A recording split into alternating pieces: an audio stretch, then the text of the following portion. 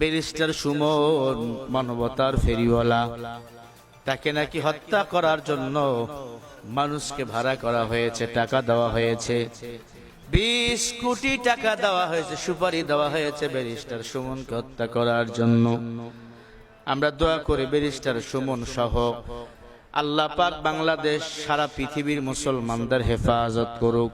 ও barrister Suman, আমি আপনার বিবেকের মধ্যে একটু আঘাত করতে চাই।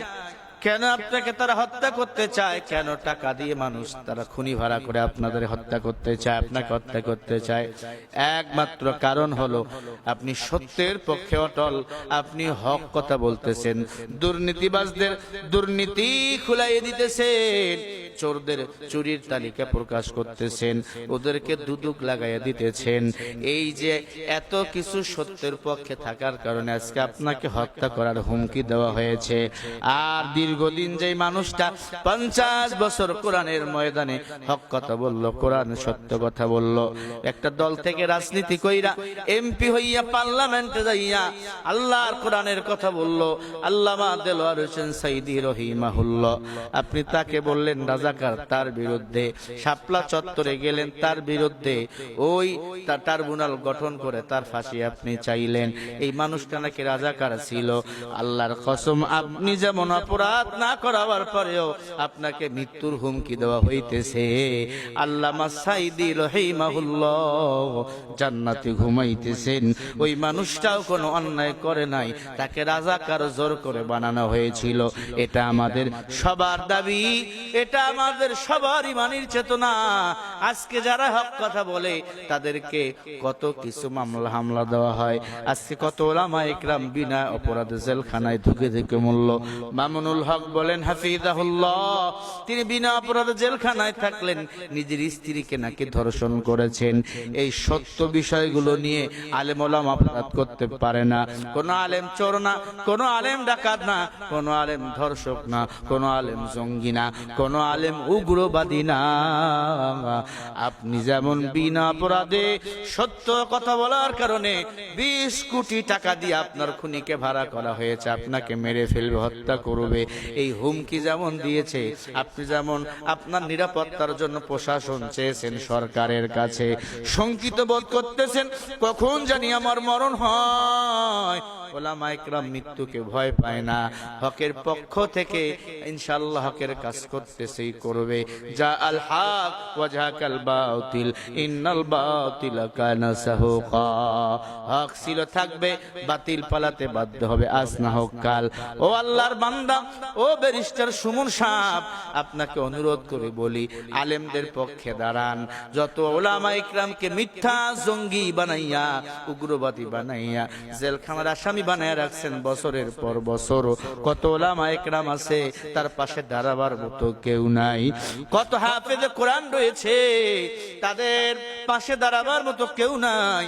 তাদের পাশে আপনি দাঁড়াইয়া মানবতার ফেরিওয়ালা হিসাবে ঘোষণা দিয়া দেন, ইনশাআল্লাহ দুনিয়ার মানুষ ভালোবাসবে, আমার আল্লাহ আপনাকে ভালোবাসবে।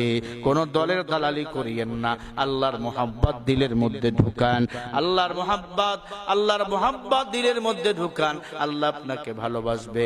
আল্লাহ বলেন, ইয়া আইয়ুহাল্লাযীনা আমানুত্তাকুল্লাহ ওয়া কুনু মা'আস সাদিকিন।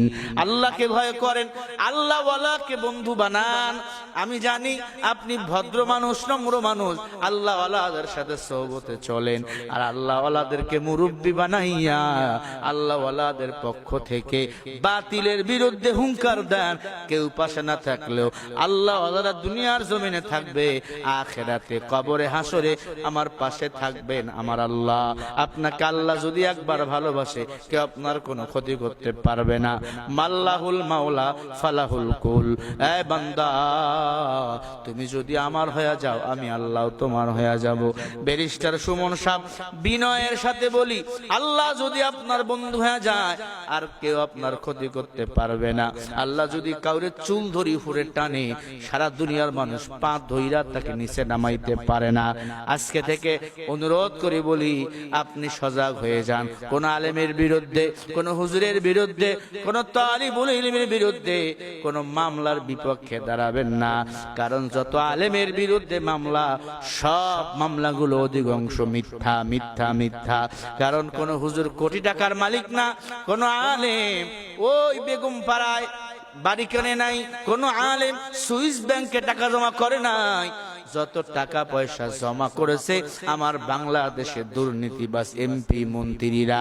ওই যে ডক্টর মতিউরের মতো, ওই যে মতিউরের মতো একটা মানুষ এত টাকা পয়সা কেমনে কামাইলো, এই দুর্নীতি ধরতে যাইয়া আপনাকে হত্যার হুমকি দেওয়া হইতেছে। আপনি এতখান বিচক্ষণ জ্ঞানী মানুষ, বুঝতে পারতেছেন, আপনি যখন তাদের দুর্নীতিগুলো ধরিয়ে দিতেছেন তখন আপনাকে হত্যা করার হুমকি দেওয়া হইতেছে। আজ আমরা যখন মঞ্চে দাঁড়াইয়া হক কথাগুলো বলি, আমাদেরকেও বাধা দেওয়া হয়, আমাদেরকেও রাজাকার বলে গালি দেওয়া হয়, আমাদেরকে মৌলবাদী বলে গালি দেওয়া হয়। আল্লাহর কাছে অনুরোধ করি বলি, আল্লাহর কাছে ফিরে আসেন, দুনিয়ার কারো কাছে ফিরেন না। হযরত উমরের ইতিহাস পড়ে দেখবেন, উমর ফারুক রাদিয়াল্লাহু তাআলা আনহু এমন কোন পাপ নাই করেন নাই, সব পাপ করেছিলেন জীবনে। মুহাম্মদ রাসূলুল্লাহর আদর্শবান হয়ে গেলেন। হযরত উমর এমন ভাবে জিন্দেগি যাপন করলেন, নবী যেখানে যাইতেন উমর সেখানে যাইতেন। নবী আমার উমরের ব্যাপারে বলেছিলেন, লাউ কানা বাদি নাবিয়্যিন লাকানা উমর, আল্লাহ যদি আমার পরে নতুন নবী বানাইতো, হযরত উমর হইতো নতুন নবী। ভাই রে, আপনি তো উমরের চেয়ে বেশি গুনাহ করেন নাই, অতএব আল্লাহর কাছে তাওবা করে ফিরে আসেন, আলেমদের পক্ষ নেন, দুনিয়াও পাবেন আখিরাতও পাবেন। আর যদি জাহেলদের পক্ষ নিয়া ক্ষমতার পিছনে দৌড়ান, হুব্বুদ দুনিয়া রাসু কুল্লি খাতিয়া, নবী বলেন দুনিয়ার মোহাব্বত সমস্ত ক্ষতির মূল।